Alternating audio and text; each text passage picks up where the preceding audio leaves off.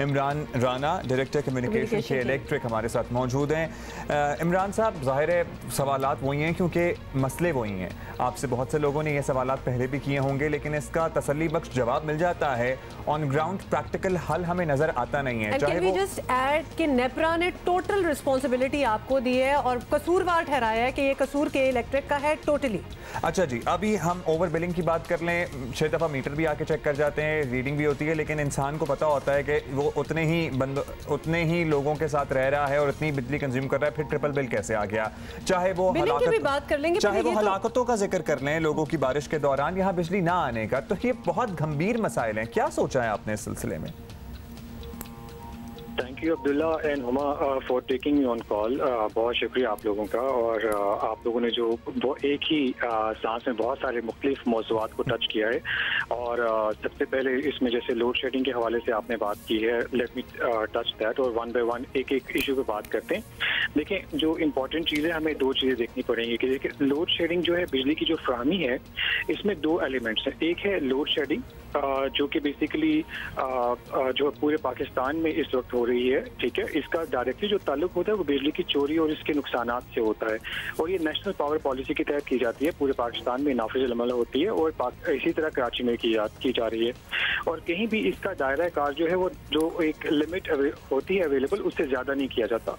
दूसरा एक एलिमेंट इसमें इंपॉर्टेंट ये होता है कि बेसिकली लोड मैनेजमेंट हमें कब की करनी पड़ती है? जब सप्लाई और डिमांड में वाज़ेह फ़र्क होता है और उसमें हमें कुछ इलाकों में जो ऐसे इलाके जो कि मुस्तस्ना होते हैं लोड शेडिंग से, उन इलाकों में भी हमें बिजली की फराहमी जो है उसको कुछ आर्जी तौर पर मुनक़ता किया जाता है और उसके अंदर को जो फैक्टर्स होते हैं वो फैक्टर्स हमारे कंट्रोल से बाहर होते हैं। जैसे मिसाल के तौर पर हमें हमारी IPPs जो हैं उनको आजकल जो है कुछ फ्यूल्स के हवाले से उनको कमी का सामना है और वो अपनी पूरी प्रोडक्शन पे काम नहीं कर रहे। इसी तरह जो रिन्यूएबल के रिसोर्सेज हैं, जो विंड पावर। अच्छा इमरान राना साहब, I am sorry, I am like मैं आपको जरा रोक रही हूँ बीच में क्योंकि हमारे पास टाइम कम है और बड़े स्पेसिफिक जवाब चाहिए।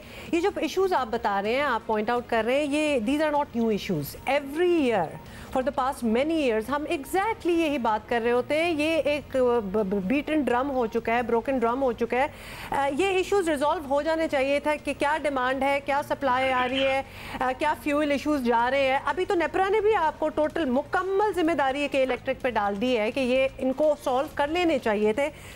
अगले साल भी ये नहीं होगा, मतलब हम फार साइटेड अप्रोच क्यों नहीं रखते? देखिए हुमा, इसमें जो इम्पोर्टेंट चीज़ है, देखिए नेपरा ने नोटिस लिया और जो नोटिस है वो हमें रिसीव हो चुका है, उसका जायज़ा लिया जा रहा है और उसका जवाब इंशाल्लाह जल्द ही जमा करवा दिया जाएगा।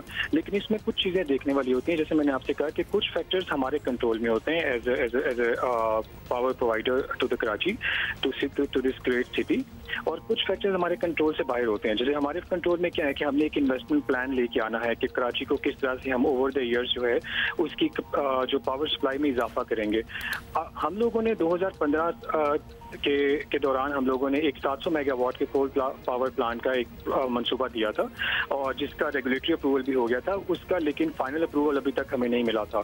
इसके अलावा हम लोगों ने अभी तक, जब से कि इलेक्ट्रिक जो है प्राइवेटाइज हुआ है, हमने $2.4 अरब की इन्वेस्टमेंट कर चुके हैं अपने सिस्टम में, जिससे काफी बेहतरी आई है हमारे सिस्टम के अंदर।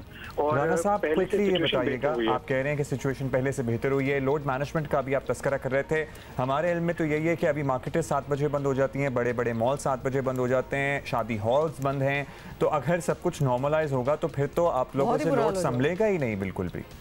देखिए अब्दुल्ला, यही बात मैं आपसे अर्ज कर रहा हूँ कि हमारे पास जो इस वक्त जो इन्वेस्टमेंट प्लान है, जो रोड मैप है, हम उसके तहत कराची में अगले 3 से 4 सालों में अच्छा खासा एक जनरेशन कैपेसिटी ऐड करें। जैसे 900 मेगावाट पावर प्लांट जो हमारा नेक्स्ट ईयर सिस्टम में आ रहा है। NTDC ने हमें पहले ही अपने एंड पे एक छोटी सी उनको अपग्रेडेशन चाहिए, वहाँ से 300 मेगावाट हमारे पास आ जाएगा।